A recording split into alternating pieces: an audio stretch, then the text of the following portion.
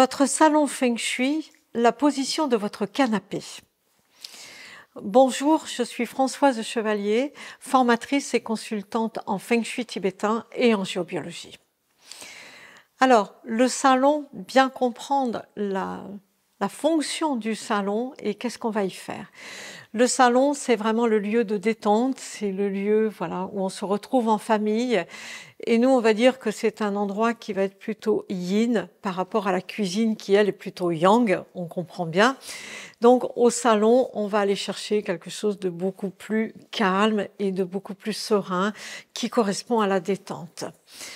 Donc, comment allez-vous positionner votre canapé? Parce que je vois souvent des canapés qui sont très très mal positionnés. Souvent on me dit mais on ne sait pas où le mettre, on n'y arrive pas, c'est compliqué, on ne sait pas comment le positionner. En particulier dans les maisons qui n'ont pas d'entrée, très souvent le canapé est difficile à positionner. La première des choses, l'idéal serait que votre canapé soit positionné contre un mur, avec un mur dans votre dos, et que vous puissiez voir la porte, les fenêtres, que vous ayez la vue, ce qu'on appelle d'ensemble sur la pièce, ce qu'on appelle avoir un positionnement de commandement, c'est-à-dire ne pas pouvoir être surpris quand je suis dans mon canapé, surtout quand je suis dans la détente et le repos, je deviens très vulnérable à ce moment-là. Donc j'ai besoin d'avoir derrière moi quelque chose de solide, dans notre jargon on appelle ça une tortue, un bon mur derrière moi, je me sens bien. Donc je vais éviter le plus possible d'avoir le dos à une fenêtre. Je vois souvent des canapés qui sont dos aux fenêtres. Ça on n'est pas bien. Hein. Quelquefois je demande chez les gens, je dis mais qui se met dans le canapé là? On me dit non, c'est pas nous, c'est les enfants qui se mettent là. Et les enfants ils sont petits, ils s'allongent sur le canapé. Mais oui, mais eux ils sont bien. Parce que quand ils sont allongés, ils ont le dossier du canapé qui les protège. Ils sont protégés par le dossier. Alors que vous, si vous vous asseyez dos à la fenêtre et que vous avez la tête donc dans le vide, eh bien vous allez sans arrêt regarder comme ça parce que vous n'êtes pas protégé sur votre arrière.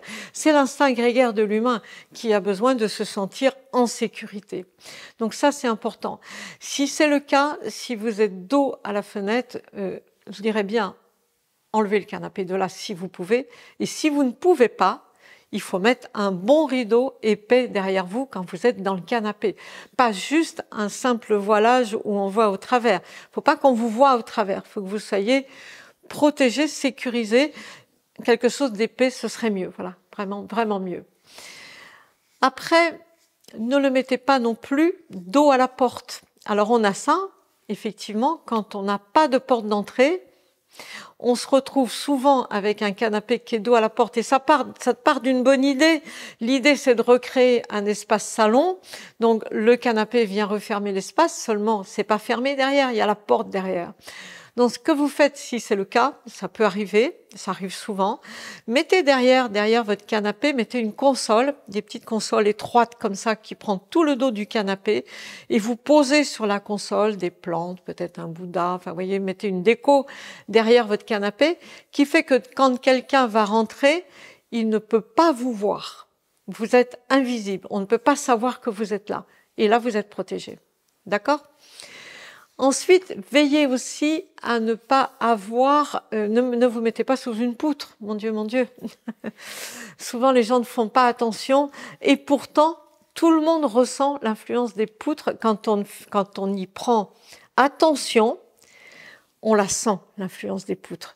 Donc, ne vous mettez pas sous une poutre. Arrangez-vous pour vous décaler, pour décaler votre canapé et ne pas être sous une poutre. Hein. Voilà, ça c'est important.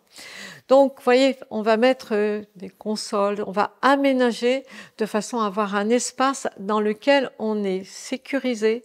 Ça, c'est vraiment le maître mot. Hein.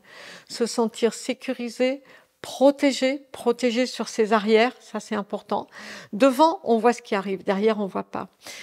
Où on se sent stable, un équilibre stable, on se sent bien, voilà, on est en harmonie. On va aller chercher des couleurs douces, évidemment, ça c'est normal puisque c'est un salon, des matières douces, des matières naturelles. Si on a du cuir, c'est quand même un peu froid, on va aller chercher des coussins, peut-être des plaids, vous voyez, des choses qui vont amener de la douceur. Amener de la douceur, c'est yin un salon, hein. La lumière, de bonnes lumières, mais des lumières tamisées aussi, de façon à ce qu'on s'y sente bien et qu'on soit en harmonie.